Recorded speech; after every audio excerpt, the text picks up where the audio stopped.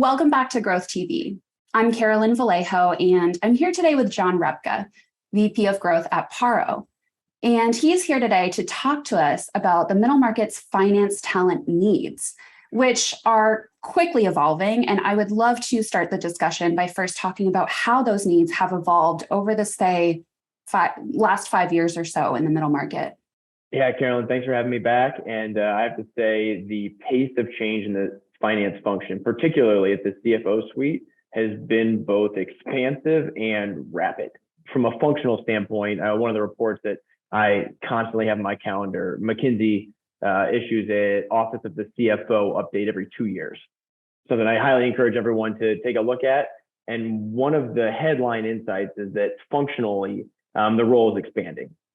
An average of 6 different functions ranging from, of course, finance, but also procurement, digitization, M&A, cybersecurity, now roll up to the CFO. Compare that to an average of 3 a couple years ago and only 2 5 years ago. And so there's just so much more that is being put on the plate of these professionals.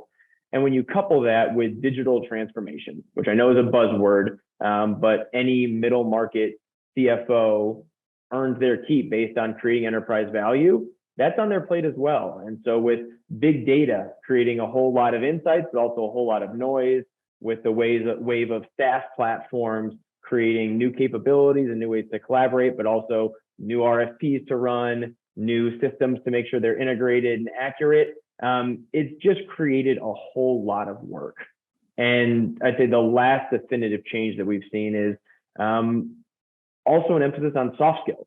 So it's not just about the hard data, the security, the digital transformation, but also CFOs and finance leaders are taking more of an active role in truly driving corporate strategy and leading cross-functionally. And so you wrap all that together, it's a lot.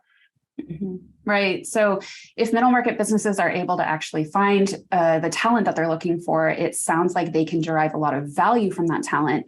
But to make things even more difficult, the needs of finance professionals themselves are also changing. So what kind of recourse do business operators have? How can, B2B service providers help fill middle market's needs?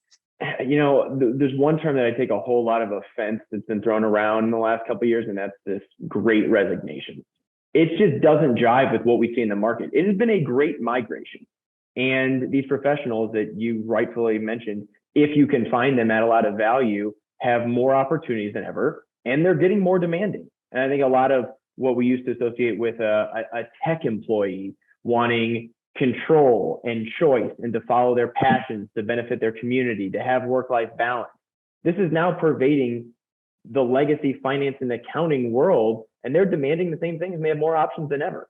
And so the onus of providing solutions to middle market businesses is falling more on B2B providers than ever. When you have low switching costs, a whole lot of demand that exceeds supply, you have to be able to cater to that. And what these right providers can do is really be that bridge in the marketplace to make sure that the right talent is finding the right home. Mm-hmm. And actually, where I find this most acute, and it's interesting that you started off the conversation about the CFO and the finance leader, is a very specific role, and that is the right-hand woman, right-hand man to the CFO, the head of accounting, the controller, that with so much that's been put on their plate, they need an offshoot. They need someone else to take on that bandwidth, and that role is becoming almost impossible to fill without the right solution provider. Right. I definitely want to talk about that matchmaking process, which historically has been very analog. But, today, as you've just mentioned, the middle market's needs are growing and evolving. The finance professionals' needs themselves are also evolving. It's a complex process to match middle market business with the right CFO, for example. So can you talk about how the tools that actually facilitate that matchmaking process need a little bit of rethinking? Absolutely. I'd say a complete rethinking, where when you lay all of what you just mentioned in terms of complexity with what we understand are both seasonal and event-driven peaks in demand. We know there's going to be tax and audit busy season, month-end, year-end close. There are also events like selecting a new ERP system or M&A activity that cause spikes in what you need out of your finance function. And the legacy way of doing things, as you mentioned, analog or manually, just can no longer keep up. What we've been building for the last 7 years at Paro is a proprietary tech stack that allows us to do two very core things that we found are tantamount to success in this new normal. One, vetting.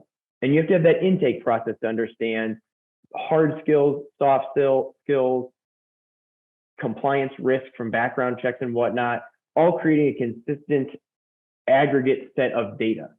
Who are these people? What are they good at? And not just what have they been doing, but what do they want to do, to your second question. And then to pair that with matching technology to understand where is a specific individual going to add the most value and be most aligned with their career goals. And when you can pull that off, and a really exciting new world opens up of fractional, of flexible, of interim, of project-based talent that is really the missing link in allowing the finance teams in the middle market of today to accomplish everything they want to accomplish with budgets that are always going to be constricted. Mm-hmm. So taking a digital first approach to that matchmaking process. Digital native, digital first, digital all the way through, which really reflects this remote world that most of us find ourselves in 2022. So it's been cool to see that all come full circle. Yeah, absolutely. Jon, thank you so much for being with us today. No, thank you, Carolyn.